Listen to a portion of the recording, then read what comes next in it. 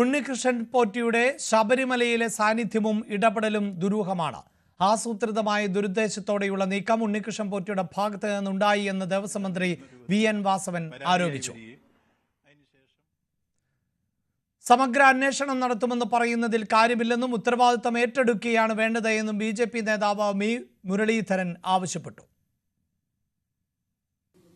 2019 അത് ഇളക്കിയെടുത്ത് പുറത്തു കൊണ്ടുപോയി അതിലെന്തൊക്കെയോ മാറ്റങ്ങൾ വരുത്തുകയോ നന്നാക്കുകയോ ഒക്കെ ചെയ്യണം എന്ന് തീരുമാനിച്ചു എന്നാണ് പറയപ്പെടുന്നത്. ആരാണ് ഇത് തീരുമാനമെടുത്തത്? കാരണം സ്വർണ്ണപ്പാളികളിൽ എന്തെങ്കിലും മാറ്റം വരുത്തണമെങ്കിൽ അത് മാറ്റം വരുത്തണം എന്നുള്ള നിർദ്ദേശം അല്ലെങ്കിൽ ആ സജഷൻ ആരുടെ ഭാഗത്തു നിന്നുണ്ടായി?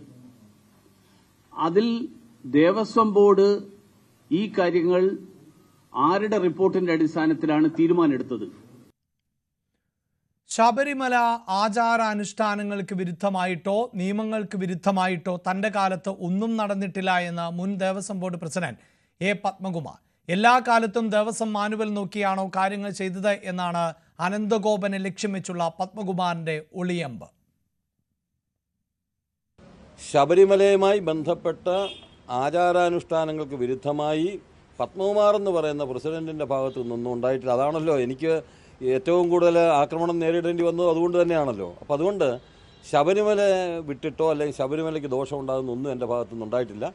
ആരുടെയെങ്കിലും ഭാഗത്തുണ്ടായിട്ടുണ്ടെങ്കിൽ തീർച്ചയായിട്ടും കർശനമായിട്ടുള്ള നിയമ നടപടി സ്വീകരിക്കണം. അത്രയേ ഉള്ളൂ. ഉദ്യോഗസ്ഥരെ പഴിചാരി സർക്കാരിന് ശബരിമല വിഷയത്തിൽ കൈകഴുകാനാവില്ല എന്ന് RSP നേതാവ് ഷിബു ബേബി ജോൺ. അതതു കാലങ്ങളിൽ ബോർഡ് ഭരിച്ചവർ മറുപടി പറയണമെന്നും അദ്ദേഹം ആവശ്യപ്പെട്ടു. വാർത്തയുടെ വിശദാംശങ്ങളുമായി TG സജിത്ത് ആണ് ചേരുന്നത്. സജിത്ത്, ഭക്തിയുടെ മറവിൽ തട്ടിപ്പുകൾ നടന്നിട്ടുണ്ടോ? അതും പല കാലങ്ങളിൽ. ആ സംശയമാണ് ഇപ്പോൾ ബലപ്പെടുന്നത്. പക്ഷേ ഇതിപ്പോൾ പ്രതിപക്ഷമടക്കം വലിയ വിമർശനം ഉന്നയിക്കുമ്പോൾ വരും ദിവസങ്ങളിൽ ഇത് രാഷ്ട്രീയ പോരിനുകൂടി കാരണമാകുന്ന സാഹചര്യമല്ലേ സൃഷ്ടിക്കുന്നത്? തീർച്ചയായിട്ടും അഭിലാഷ്, തുടക്കത്തിലുണ്ടായ ഒരു ഗ്രാവിറ്റി അല്ല, അതിലും വലിയ വ്യാപ്തിയിലേക്ക് ഈ വിവാദം മാറുന്നു എന്നതാണ് പശ്ചാത്തലം. സർക്കാരിനെ അല്ലെങ്കിൽ ദേവസ്വം ബോർഡിനെ കൂടുതൽ കുഴയ്ക്കുന്ന വിഷയമായി കൂടി ഇത് മാറുകയാണ്. 2019 ആ ഉത്തരവ് എന്തിനായിരുന്നു, അതിന് പിന്നിൽ ആര് എന്ന ചോദ്യം ഉയരുകയാണ്. ഇതിൽ CPM ഇപ്പോൾ എടുത്തിരിക്കുന്ന നിലപാട് അതിൽ തെറ്റുകാരുണ്ടെങ്കിൽ നടപടിയെടുക്കും, അന്വേഷണം നടക്കട്ടെ എന്ന സ്റ്റാൻഡാണ്. അതായത് രണ്ട് തരത്തിലുള്ള അന്വേഷണമുണ്ട്, ആ അന്വേഷണത്തിൽ നടപടി ഉണ്ടാവട്ടെ എന്ന സ്റ്റാൻഡാണ്. 2019 A. പത്മകുമാർ പ്രസിഡന്റായ കാലത്ത് ഇറങ്ങിയ ആ ഉത്തരവ് അതാണ് ഏറെ സംശയത്തിൻ്റെ നിഴലിൽ നിർത്തിയത്. ഇപ്പോൾ ഇന്ന് പ്രതികരിച്ച പലരും എടുക്കുന്ന നിലപാടും അതുതന്നെയാണ്. കാരണം അന്ന് വീഴ്ചകൾ ഉണ്ടായെങ്കിൽ അക്കാര്യത്തിൽ പരിശോധന ഉണ്ടാകും.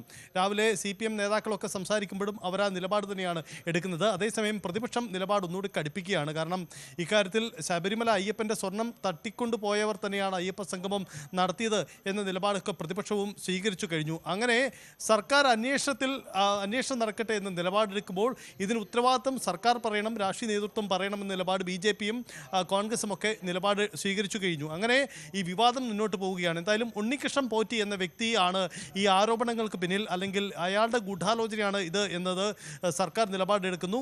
പക്ഷേ അതിനപ്പുറത്തേക്ക് രാഷ്ട്രീയ ഗൂഢാലോചനയുണ്ട് എന്ന വാദം പ്രതിപക്ഷവും ഉന്നയിക്കുകയാണ്. രാഷ്ട്രീയ വിവാദം ഒരേ സൈഡിൽ, മറ്റൊരു വശത്ത് അതിൻ്റെ നിയമപ്രശ്നങ്ങൾ. അങ്ങനെ ശബരിമല വൻ വിവാദമായി തന്നെ മാറുകയാണ്. തുടക്കത്തിലെ ഗ്രാവിറ്റി അല്ല, വലിയ തരത്തിലേക്ക് ഈ വിവാദം മാറുന്നു എന്നതാണ് നിലവിലെ പശ്ചാത്തലം.